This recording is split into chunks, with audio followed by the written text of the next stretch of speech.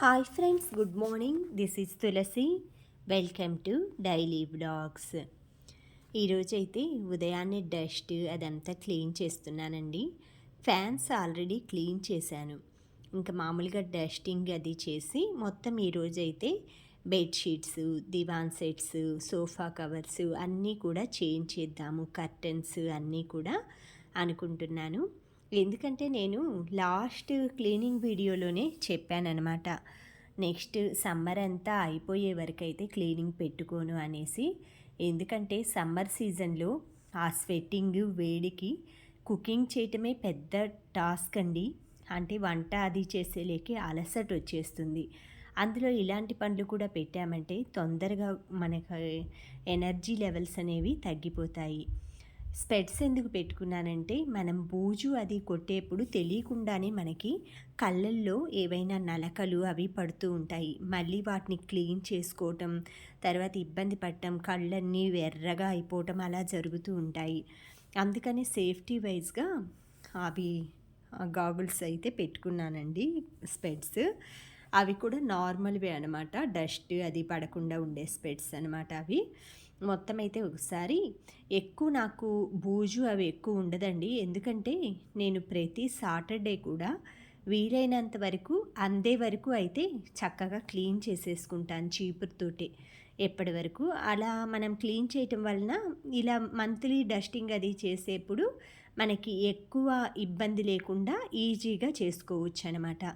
ఎప్పుడు విండోస్ ఇవన్నీ కూడా క్లీన్ చేస్తూ ఉంటాను కాబట్టి మొన్నే అడ్జస్ట్ ఫ్యాన్స్ అన్నీ క్లీన్ చేశాను. ఈ బూజుకర్ర చాలా యూజ్ఫుల్గా ఉంటుందండి. మనకి ఇలా కప్బోర్డ్స్ అలా ఉన్నప్పుడు కూడా చక్కగా అలా లోపలికి వెళ్ళేసి క్లీన్ చేయటానికి చిన్న షేప్ ఉన్న సందుల్లో కూడా నీట్గా క్లీన్ అవుతుంది అన్నమాట. ఏసీల పైన అలాగా నా ఫర్నిచర్ అది నేను ఎలా క్లీన్ చేస్తానంటే ప్రతిరోజు కూడా వుడ్ ఫర్నిచర్ కదండి, ఫైన్ డస్ట్ వస్తూ ఉంటుందన్నమాట. నేనేంటంటే ప్రతిరోజు కూడా కాలిన్ తోటి ఆ వుడ్ ఫర్నిచర్ అంతా అయితే వుడ్ పైన మామూలుగా మనం డస్టింగ్ చేస్తాం కదా, దాంతో క్లీన్గా చేస్తాను. రేపు నేను డస్టింగ్ అది మామూలుగా వుడ్ మీద ఎలా చేస్తాననేది చూపిస్తానండి. ఆ కాలిన్ మనం స్ప్రే చేసేసి మొత్తం అలా మాప్ లాగా చేసేసుకుంటే క్లీన్ అవుతుందన్నమాట. సోఫాలు కానీ దివాన్ సెట్స్ కానీ అలా చేసుకోవటం వలన, ప్రతిరోజు అలా చేయటం వలన మంత్లీ వీక్లీ చేసే డస్టింగ్ అనేది మనకి బర్డన్ కాకుండా ఉంటుంది. మొత్తం పనులైతే ఏం అవ్వలేదండి నావి. ఉదయాన్నే డస్టింగ్ అది మొదలు పెట్టేశాను. ఈరోజు ఉదయం మొత్తం అయితే డస్టింగ్ అది చేసేసి ఇడ్లీ సాంబార్ చేద్దాము అనేసి బ్రేక్ఫాస్ట్కి ఉదయాన్నే అలా చేస్తున్నాను అనమాట. ఈరోజు సోమవతి అమావాస్య అన్నారు. ఆ అమావాస్య కదా, క్లీనింగ్ అది అంతా కూడా చేసేసుకుందాము. అందులో దీపారాధనవి అవి కూడా ఈవినింగ్ టైం క్లీన్ చేసి రేపటి నుంచి పూజ అది అంతా కూడా శుభ్రంగా స్టార్ట్ చేసేసుకుందాము అనేసి. ఉదయం అయితే మా వారు కామాక్షి దీపం అది దీపారాధన అది చేసి వెళ్తారండి ఆఫీస్కి వెళ్ళేప్పుడు. అందుకే నేను ఈరోజైతే క్లీనింగ్ అది పెట్టుకున్నాను. తమలపాకు చెట్లు ఎన్ని రకాల చెట్లు వస్తున్నాయండి. దొండ తీగ వచ్చింది, కాకరపాదు వచ్చింది. నేనేంటంటే ఇవి వెజిటేబుల్స్ కడిగిన వాటర్ ఉంటుంది కదా, అవి వీటిలో పోస్తూ ఉంటానన్నమాట. అలా అవి వచ్చాయి మొలకలు. నేనైతే నాటలేదు వీటిల్లో. ఎందుకంటే మనం ఉన్నది ఒక్క చెట్టే కాబట్టి అందులో తమలపాకు చెట్టు ఎక్కువగా స్పేస్ ఆక్రమిస్తుంది. అందులో వేసినా కూడా ఆ బలం, మొక్క బలం అంతా కూడా మిగతావి తీసుకుంటాయి. అందుకే నేను ఇందులో సీడ్స్ ఏం పెట్టలేదు, అవే పడిమల్చాయన్నమాట. యాక్చువల్గా దొండ చెట్టు అంటు ద్వారా వస్తుంది, సరే సీడ్స్ ద్వారా వచ్చింది ఉంచేద్దాము చూద్దామనేసి అయితే ఉంచానండి. అది ఎంతవరకు పెరుగుతుందో తెలియదు. సంధ్యమల్లి కూడా మొగ్గలు వస్తున్నాయన్నమాట. బర్డ్స్ ఇప్పుడే స్టార్ట్ అవుతున్నాయి. కింద రాణిపాటి ఉంది కదా, తమిళపాటి, నా బెస్ట్ అనమాట. తను ఇచ్చిందనమాట సంధ్యమల్లి చెట్టు. వెళ్ళేప్పుడు గిఫ్ట్గా తను గుర్తుగా ఇచ్చింది నాకు. ఆ పాట్ అలానే ఇచ్చేసింది. అది కూడా ఇంటికి ఎదురుగా పెట్టమంది. నడిచే దారిలో అన్నా పెట్టమా, లేదు అంటే ఎంట్రన్స్లో కనిపించేట్లన్నా పెట్టు, సంధ్యమల్లి చెట్టు మంచిది అన్నదనమాట. ఇంకా సరే తను చెప్పిందనేసి అటువైపు ఒకటి పెట్టాను ఎంట్రన్స్లో. ఇటు కూడా మనం ఫ్రంట్ బాల్కనీలో కూడా స్ట్రైట్గా ఉండేట్లు పెట్టానన్నమాట. తను నాకు చాలా ఇష్టమండి. అంటే మా నానమ్మ, అమ్మమ్మ వాళ్ళ తర్వాత నాకు ఇష్టమైన పాటీ అనమాట రాణి పాటీ. తను నాతో ఎక్కువగా ఫోన్ కూడా మాట్లాడుతుందండి. చాలా ఇష్టంగా ప్రేమిస్తుందనమాట. అలా మనం వేరే వాళ్ళకి నచ్చటం, వేరే వాళ్ళు మన గురించి ఎక్కువగా ఆలోచించటం, ఫోన్ చేయటం కూడా మనకదొక అదృష్టం అనమాట. తను భాష వేరు కానీ నేను తన కోసమే నేర్చుకున్నాననమాట. అదివరకు చిన్న చిన్న వర్డ్స్, పదాలు వచ్చు. కానీ మనకి నచ్చిన వాళ్ళ కోసం మనం ఏదైనా చేయగలము అనటానికి తను నా ఫ్రెండ్‌షిప్ అనమాట. తనకు దగ్గర దగ్గర 75, 78 ఇయర్స్ అండి. కానీ ఎంత బాగా నన్ను కలిసిపోతుందో, ఎంత బాగా ఆప్యాయతగా చూస్తుందో నాకు ఈరోజు గుర్తొచ్చి తన గురించయితే చెప్పానండి నేను. ప్రతి సాటర్‌డే కూడా నాకు ఫోన్ చేస్తుందనమాట. శనివారం, శనివారం "ఏమ్మా కోవిలకి పోయిటివరా" అని అంటది. అంటే మందిరం గుడికెళ్ళొచ్చావా అంటదనమాట. "ఆ! ఇప్పుడే పోయిటివంగమ్మ" అని చెప్తాను. అట్లా మా బాండింగ్ అయితే రిలేషన్‌షిప్ కంటిన్యూ అవుతుందండి. ఆ తర్వాత ఆయిల్ టిన్స్ అన్నీ ఆయిల్ అయిపోయిందనమాట. ఆయిల్ అయిపోయిందనేసి మొత్తం ఫిల్ చేసేసుకుంటున్నాను. మనం ఏదైనా ఒక గిన్నె పెట్టేసేసుకొని ఇలా చిన్న గ్లాస్ తోటి ఫస్ట్ ఏమో ఆయిల్ ప్యాకెట్‌లోది చిన్న డబ్బాలో పోసుకున్నానండి. దాంట్లో నుంచి చిన్న టీ గ్లాస్ ద్వారా అయితే ఇలా పోసుకోవటం వల్ల త్వరగా మనం పోసుకోవచ్చు. కువ్వెన్లు కూడా దొరుకుతాయి మార్కెట్‌లో. మీరు ప్లాస్టిక్ కువ్వెన్లు ఉంటాయి కదా! అవి పెట్టి కూడా ఫిల్ చేసేసుకోవచ్చు ఈజీగా. అలా నెక్స్ట్ టైం నేను కువ్వెను తీసుకొచ్చుకోవాలి. ఎందుకంటే ఆ చిన్న చిన్న డ్రాప్స్ కూడా కింద ప్లేటు అలా పడిపోతాయి కదా! నేనైతే అది కూడా వేస్ట్ ఎందుకు చేయాలి అని ఇందులో సాంబార్ చేస్తాననమాట. తాలింపు అది వేసి కింద పెట్టిన బౌల్‌లో. అందుకే ఇంకా ఆ బౌల్‌లో అయితే ఫిల్లింగ్ చేసేసుకుంటున్నానండి. కొంచెం చిన్న చిన్న ఏదన్నా మిగిలిపోయినా కూడా ఆ విధంగా అయితే మనం పోపది వేసుకోవటం వలన అది పాడవకుండా ఉంటాయి. ఇలా 2 బాటిల్స్‌కి అయితే నింపేసేసుకుంటున్నాను. నాకు ఇదొచ్చేసి తాలింపులకి, కర్రీస్‌కి వీటన్నిటికి కూడా నేను పల్లి నూనె, నువ్వుల నూనె అంటే ఈ 15 డేస్ వస్తదండి నాకు ఈ 2 బాటిల్స్. కర్రీసు, పోపులు అలాగా. ఫ్రై ఐటెమ్స్‌కి మళ్ళీ నేను వేరే ఆయిల్ వాడతాననమాట. అలా మామూలుగా ఏంటంటే ఇలా ఈ వీక్ ఇలా ఫిల్ చేశాను కదా! ఇది 15 డేస్ అలా వస్తుంది గదా! 10 డేస్ ఆర్ 15 డేస్. అది అయిపోగానే నువ్వుల నూనె వాడతాను. కంటిన్యూస్‌గా పల్లి నూనె అయితే వాడనండి. ఒకసారి నువ్వుల నూనె వాడితే, ఒకసారి పల్లి నూనె. మనకి ఆయిల్ మామూలుగా సన్‌ఫ్లవర్ ఆయిలు, పామ్ ఆయిలు ఇలాంటివన్నీ ఏంటంటే కర్రీస్‌కి వాడకూడదనమాట మనం.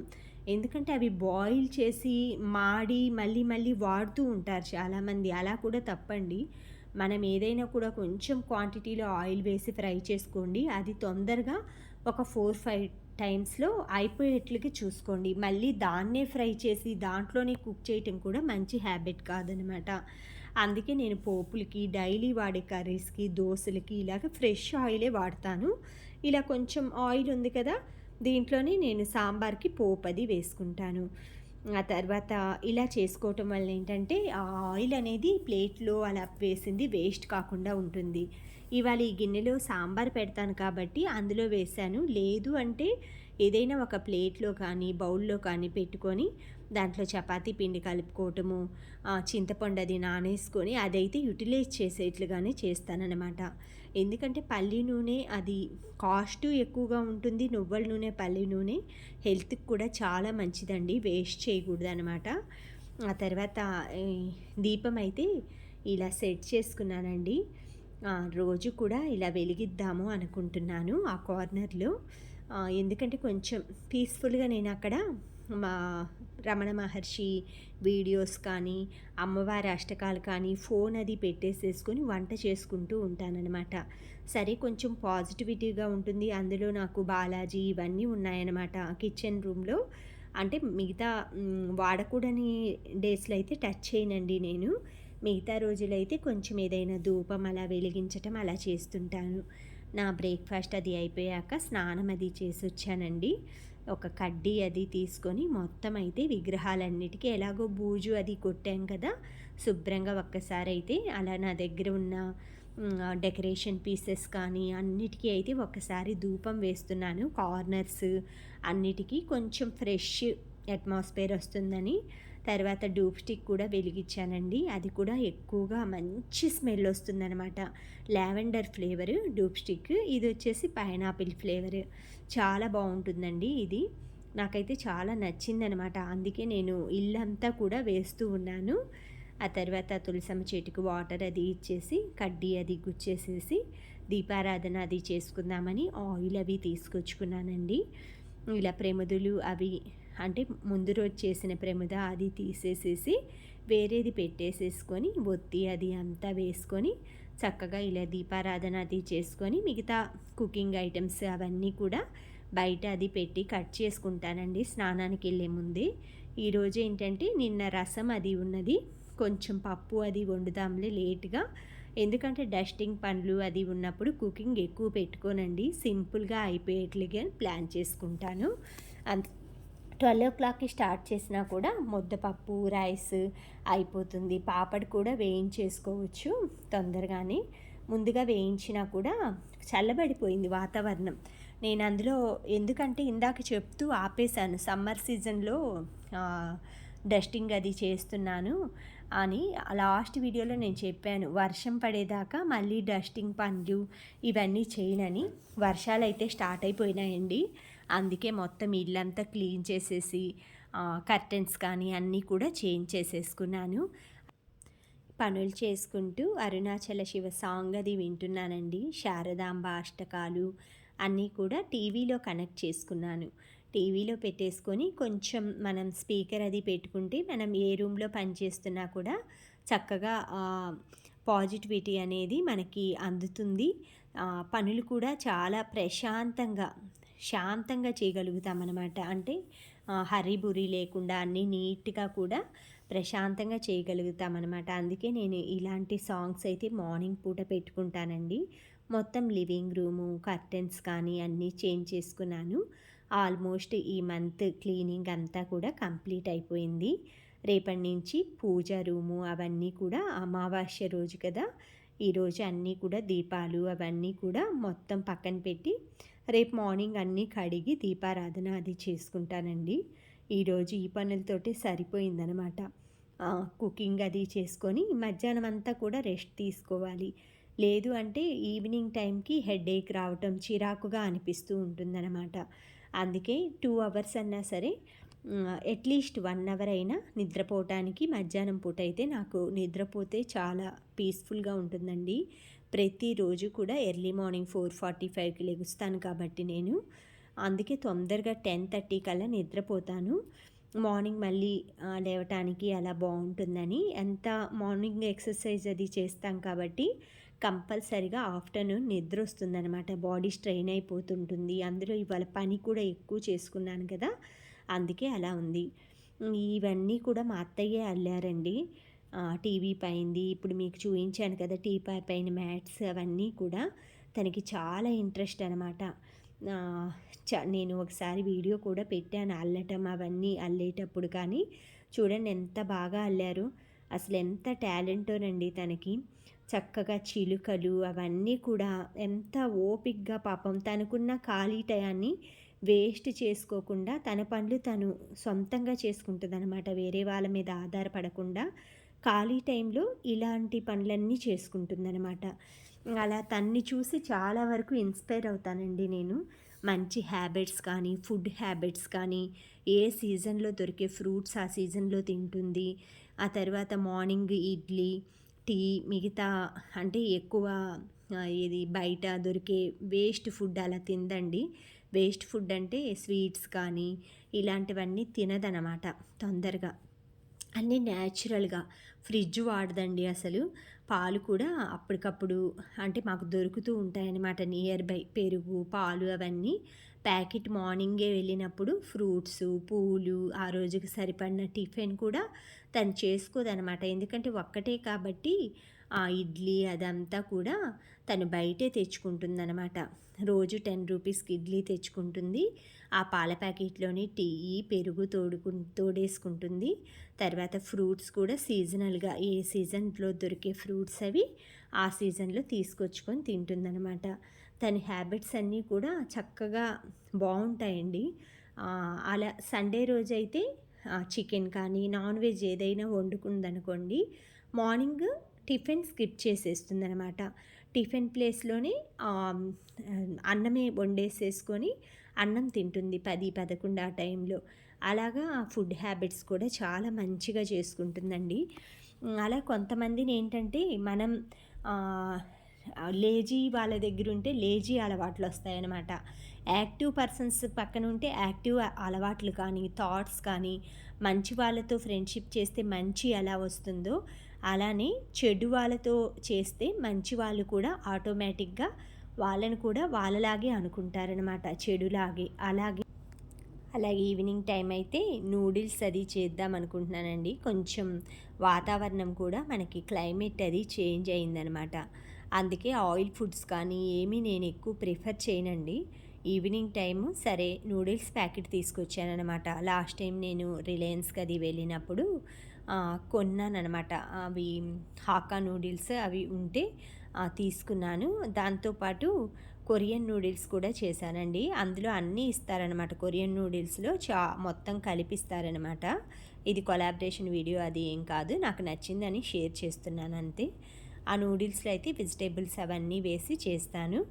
ఈవినింగ్ పూజ దానికోసం అనేసి ఒక ఫ్లవర్ ముందు మార్నింగ్ టైం నుంచి కోయకుండా అలాగే ఉంచాను.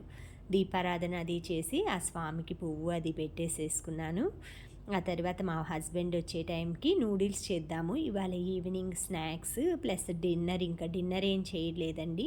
ఎందుకంటే ఇవి తినేసరికి మనకి హెవీ అవుతుందనమాట. ఫుల్ అవుతుంది స్టమక్. అందుకనేసి ఇంకా సరే కొంచెం వాటర్లో సాల్ట్ వేసేసుకొని నూడిల్స్ని మనం 75-80% కుక్ చేసేసుకోవాలి.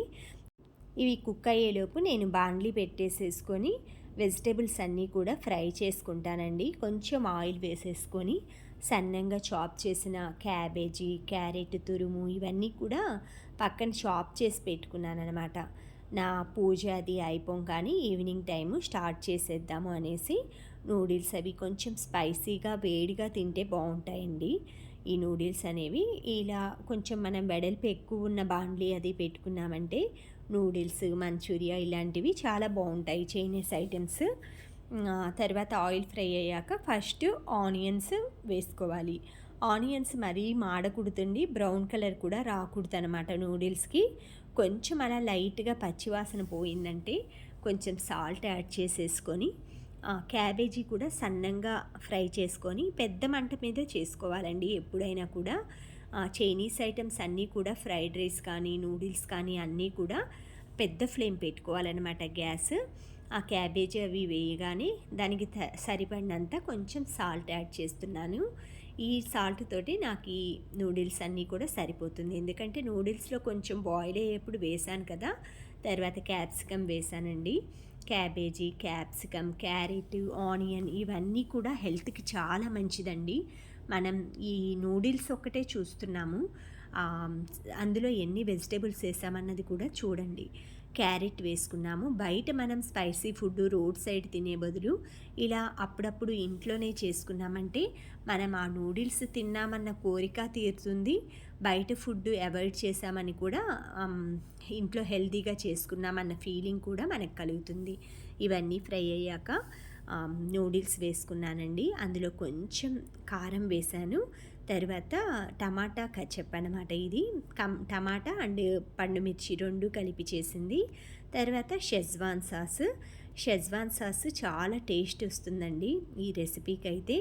చాలా బాగుంటుందన్నమాట. ఏం లేదు, ఇది పండుమిర్చి ఉంటాయి కదా, ఎండుమిర్చియో పండుమిర్చియో అవి బాయిల్ చేసేసి పేస్ట్ చేస్తారనమాట. అది కొంచెం స్వీటీగా ఉంటుంది. ఈ నూడిల్స్లో కంపల్సరీ కూడా మంచూరియా నూడిల్స్లో షెజ్వాన్ సాస్ చాలా బాగుంటుందండి.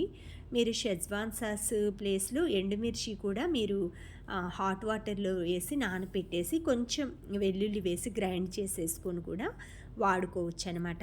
ఇవన్నీ వేసిన తర్వాత బాగా నూడిల్స్కి టాస్ చేసుకోవాలి. పెద్ద మంట మీదే చేసుకోవాలండి ఇవన్నీ కూడా. మంట అయితే తగ్గించకూడదనమాట. ఆ ఫ్లేవర్, స్మోక్ ఫ్లేవరు, పొగ అనేది బయటికి రావాలి. అప్పుడే ఆ నూడిల్స్కి టేస్ట్ అనేది. చైనీస్ ఐటెం ఏదైనా అంతేనండి. మనకి 2 గరిటెలతో కూడా చేసుకోవచ్చనమాట. కొంచెం పెద్దదే కాబట్టి నేను వీడియో అయితే ఫోన్ పట్టేసుకొని చేస్తున్నాననమాట. స్టాండ్ పెట్టుకోలేదు. ఈవినింగ్ టైం స్నాకే కదా అనేసి సింపుల్‌గా అలా షూట్ చేస్తున్నాను. ఇంతేనండి, వేడి వేడిగా నూడిల్స్ అయితే వెజ్ నూడిల్స్ రెడీ అయిపోయినాయి. వింటర్ సీజన్‌లో ప్రతి ఒక్కరు కూడా ఈవినింగ్ టైంలో స్నాక్‌గా ఏదో ఒకటి చేసుకుంటాం కదా! ఒకరోజైతే ఇలా ట్రై చేయండి. Thank you friends. Thank you for watching. Thank you for valuable time. Have a safe day. Please like, share, subscribe my channel Tulasi Vibes.